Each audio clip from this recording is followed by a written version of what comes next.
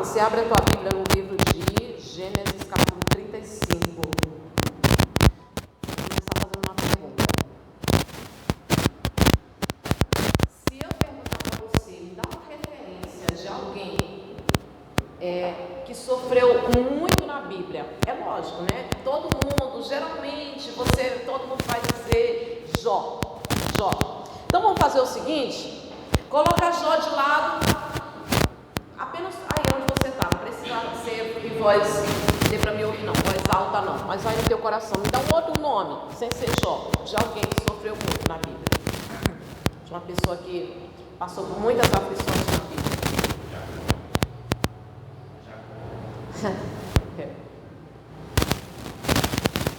Olha, eu falava na sexta-feira que a gente encontra uma seleção de servos de Deus que passaram por muitas aflições, inclusive a metade dos salmos foram feitos em momentos de aflição.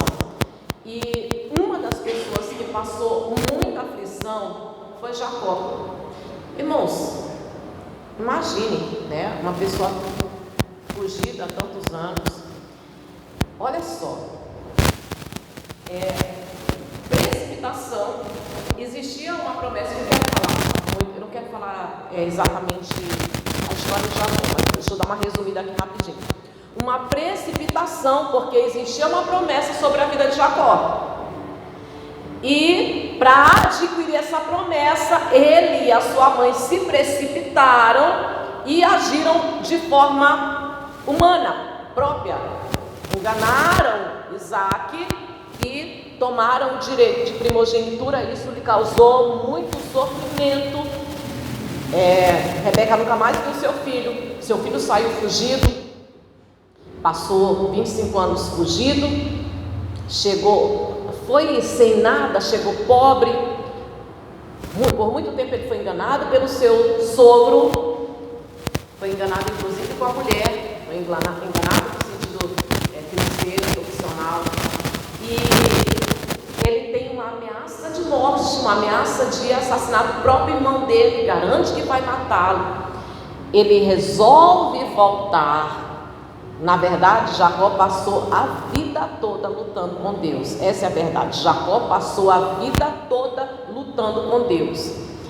E na volta, o medo, o pavor do seu irmão faz com que ele, na madrugada, ele tenha uma luta com o anjo. Mas, olha, entrou na vida de Jacó 2 mulheres. O que eu vou falar pode até a princípio chocar, mas eu vou te dizer por quê. Comecei a sentir calor. Peguei esse outro aqui, ó.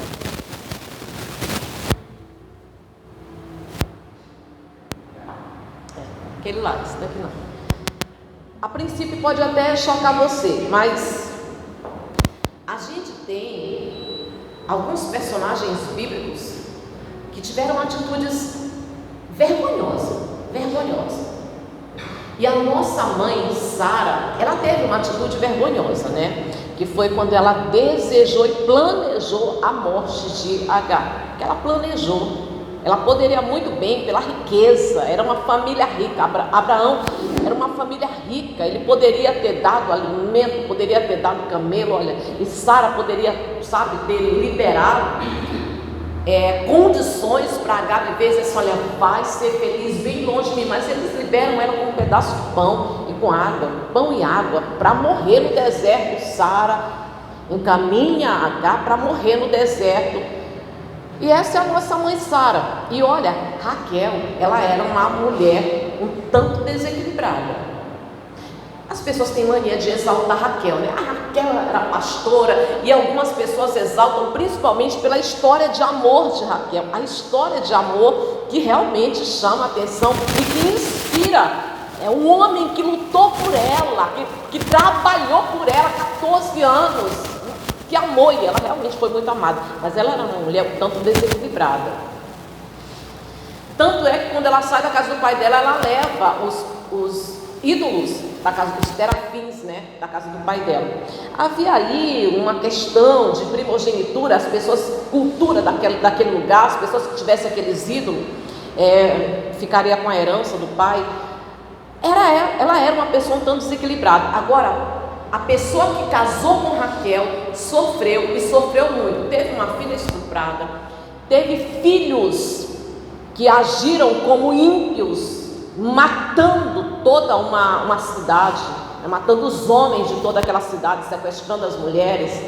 E Jacó, ele sofreu muito, muito. Ele teve um filho que chegou para ele a notícia de que esse filho havia sido dilacerado por feras. Que notícia! E Jacó, ele sempre carregando essa dor, ele nunca mais conseguiu ser o mesmo com a dor da notícia da morte de José, que foi a notícia que chegou para ele. Porém, ele não parou, ele continuou a viver, ele continuou a perseverar, ele continuou a lutar. E depois chega para ele a notícia de que ele vai perder um outro filho, os 2 filhos da mulher que ele amava. Ele perdeu José, e agora chega a notícia de que ele vai perder o caçula, Benjamim. Que desespero, quanto sofrimento, quanta dor a gente encontra em Jacó. Uma pessoa que resistiu e que morreu na melhor época da sua vida, vendo, porque assim, quando Jó, ele fala, aliás, quando no livro de Jó, acho que é Eliú que fala, no versículo 36, que a pessoa, quando ela obedece a Deus, os últimos dias da vida dela serão em delícias. Eu penso que a melhor forma de você terminar os teus dias é vendo a família reunida com saúde e feliz. Eu penso assim, né? Que a melhor forma de você terminar os teus dias foi assim que Jacó terminou os dias dele, assim que ele terminou os dias dele. Provérbios capítulo 4, versículo 20 e 24. Não precisa ir lá não, estou te dando referências. Assim: guarda o teu coração, porque dele procede a saúde da vida. Deixa eu traduzir na linguagem simplificada. Toma cuidado com o que você pensa, porque a tua vida é dirigida pelos teus pensamentos. E os pensamentos, irmãos, ele tem o mesmo significado da alma. É aonde a gente sente. Olha, a alma é o centro das emoções. A alma onde você sente tristeza, alegria, ânimo, aonde você sente dor. A alma, você tem todos os sentimentos concentrados na alma. E é isso que você tem que guardar, a tua alma. Você precisa guardar a tua alma. E Raquel, ela não guardou a alma dela. Ela não guardou a alma dela. Olha só. Versículo 16. Partiram de Betel e, havendo ainda pequena distância para chegar a Efrata, deu à luz Raquel um filho, cujo nascimento lhe foi a ela penoso. Em meio às dores de parto, disse-lhe a parteira: não temas, pois ainda terás este filho. Ao sair-lhe a alma, porque morreu, deu-lhe o nome de Benoni. Mas seu pai lhe chamou Benjamim. Assim morreu Raquel e foi sepultada no caminho de Efrata, que é Belém. E ela foi sepultada no caminho ali de Belém. E o primeiro filho foi uma bênção demorada, que foi José, e foi o desejo de Raquel, e ela queria muito. E agora ela não tem capacidade para ter o segundo filho. Logo o primeiro filho ela já pede para Jacó. Ela exige que Jacó abra a madre dela, faça um milagre na vida dela, a torne frutífera. E Jacó disse assim: eu não estou no lugar de Deus, teu negócio não é comigo, eu não tenho nada a ver com isso. Olha para Deus, te dirige para Deus, eu não tenho como fazer o milagre na tua vida. E ela fala: se tu não me der filho, eu vou morrer. Ela era uma pessoa que não guardava a alma dela. E agora o segundo filho ela não tem capacidade para ter, mas ela gera um segundo filho. E durante a viagem ela começa a sentir as dores de parto. E essas dores são penosas, sofrimento. O sofrimento de Raquel foi no parto, Mas o sofrimento de outra pessoa é o casamento. O sofrimento de outra pessoa é na vida financeira, que nunca alavanca. É na vida financeira que está sempre passando por humilhações, por dificuldade. O sofrimento de outra pessoa é na saúde. E assim, cada pessoa tem um grande sofrimento. Cada pessoa passa por sofrimento. Todo ser humano está sujeito a sofrimento. E a alma da gente, muitas das vezes, é atingida por um grande sofrimento. A alma de Raquel foi atingida por um grande sofrimento. E o que ela faz nesse grande sofrimento? Alguém que está ali do lado dela tenta reanimá-la, tenta animá-la, incentivá-la, tenta passar para ela força, mas ela não guarda a alma dela. Tanto não guarda a alma dela que ao morrer ela dá um exemplo que nem eu e nem você pode seguir. Não devemos de maneira nenhuma seguir o exemplo de Raquel. Ela está morrendo e as últimas palavras de Raquel, o nome desse menino, Benoni, filho da minha dor, sofrimento, calamidade. Assim, quando esse menino fosse crescendo, todas as pessoas iam chegar. Como é o nome dele? Benoni. Ah, coitado. Por que ele se chama Benoni? Porque a mãe dele sofreu muito por causa dele. E assim a história do sofrimento de Raquel seria contada todos os dias. Nunca seria esquecido. A dor, ela queria perpetuar a dor. Aquele dia de calamidade, aquele dia de sofrimento, o dia da dor de Raquel, ela queria perpetuar. Mas o homem que muito sofreu, que foi Jacó, um homem que sabe o que é sofrer, ele sabia lidar com o sofrimento. E Lamentações, o profeta Jeremias em Lamentações, capítulo 3, se não me engano, versículo 22 ou 23, ele diz assim: é bom que o homem aprenda a sofrer, desde jovem, é bom. E eu gosto muito desse versículo. A gente tem que saber sofrer, a gente tem que aprender a lidar com o sofrimento. Temos que ser maduros para lidar com o sofrimento, porque não tem como viver sem ele. Porque ele surge, porque ele acontece, por um lado ou por outro, numa área da vida ou em outra área, mas ele surge, ele acontece. Ele já aconteceu na minha vida e ele pode acontecer de novo, ele vai acontecer, não tem como. Nós estamos numa bolha, nós estamos num mundo alertados pela palavra, e nesse mundo nós vamos sofrer aflições, e a gente precisa saber lidar com as aflições, a gente precisa saber lidar com o sofrimento, com as dores da vida, mas sempre guardando a nossa alma, nunca entregando a nossa alma. Nunca entregue a sua alma, porque o que adianta o homem ganhar o mundo inteiro e perder a sua alma? Que adianta? Então precisamos guardar a nossa alma. Mas Jacó, que recebeu da mulher que ele amava, ele recebeu essas últimas palavras, Benoni, ele disse: não, meu filho não vai levar nome de maldição, o meu filho não vai carregar essa lembrança para o resto da vida, ele vai se chamar Benjamim, filho da minha destra, mão direita, a minha importância, abençoado. Eu posso estar sofrendo porque ele perdeu uma mulher que ele amou. O momento é de grande dor, o momento é de sofrimento. Ele está perdendo a mulher que ele muito amava, mas aquele momento de dor não vai se perpetuar. E quando alguém perguntar o nome do filho dele, é o filho é o filho da minha destra, é o filho da mão direita, é o filho abençoado, porque esse filho aqui, ele é a recordação de uma mulher que eu muito amei, porque esse filho aqui, ele é uma bênção. Pode estar doendo, eu posso estar sofrendo, mas a gente já precisa ser maduro para atenuar o sofrimento, e ninguém consegue fazer isso através de nós. Nós mesmos temos o poder. Deixa eu repetir isso daqui: cada um de nós vamos passar por dor e por sofrimento, e nós temos o poder de atenuar o nosso sofrimento, de dizer: basta.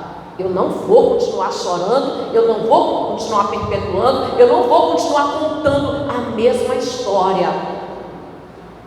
Tem gente que conta a mesma história, dizendo assim: porque eu nunca vou esquecer. Ah, que eu passei, e ela vive contando a mesma história. Jacó, por mais que ele sofreu, ele disse: eu não vou ficar contando a mesma história. Acabou por aqui, esqueceu. Ele vai lembrar os melhores momentos da minha vida, mas o nome dele é um abençoado. Por mais que você sofra, por mais que você enfrente momentos muito difíceis na tua vida, você precisa crer que não acabou. E olha o exemplo de Jacó, irmãos, olha que coisa maravilhosa, olha que coisa linda. Jacó, ele não aceita continuar, fixar a vida dele, ele não aceita, ele não quer parar. Ele não quer se estacionar naquele sofrimento. Ele não quer ficar estacionado naquele sofrimento. É Benoni. Não é Benoni para ficar contando. É porque a mãe dele sofreu. É porque é o momento. É porque causou dor. Não. Ele não quer ficar estacionado no sofrimento. Então, não é Benoni. É Benjamim e Jacó. Logo depois, ele enfrenta outras dores, que é quando José é tirado dele. E depois a ameaça de ser tirado Benjamim dele. Mas ele resistiu ao sofrimento. E como um homem de Deus, que depois de se tornar Israel, não Jacó, mas Israel, é um exemplo para mim e para você. Uma pessoa que nós podemos nos orgulhar de dizer assim: o nosso pai Jacó. Porque ele não desistiu, porque ele não entregou a alma dele, ele terminou nos melhores momentos da vida dele. Ele terminou da melhor maneira possível, porque aquilo que ele não esperava mais, irmãos, ele não esperava mais, porque aquilo que ele já não tinha mais nem expectativa para Jacó, ele ia levar a dor do luto do filho dele para o túmulo, mas porque ele não entregou a alma dele. Salmo 27, vai lá comigo.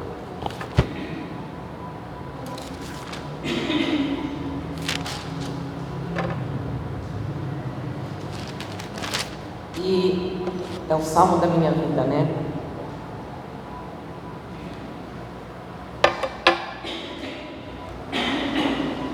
Salmo 27. Porque ele não entregou a alma dele.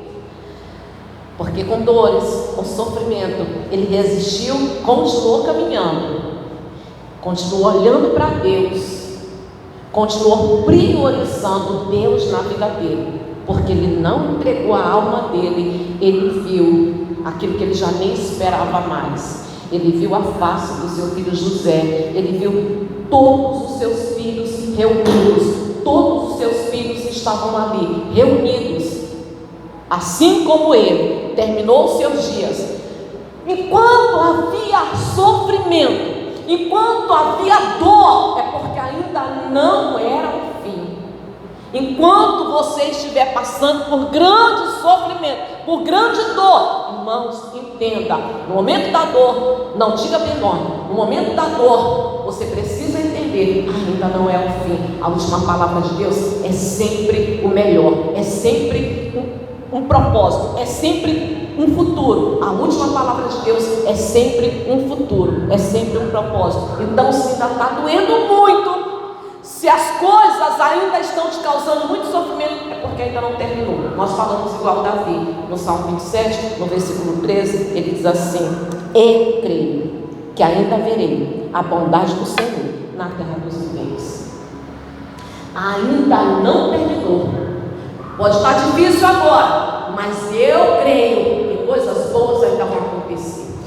Ao invés de perpetuar e de me estacionar nesse sofrimento que eu estou vivendo, eu escolho olhar para frente, crer que muita coisa boa ainda vai acontecer. Amém, Jesus? Se coloca de pé para fazer uma oração.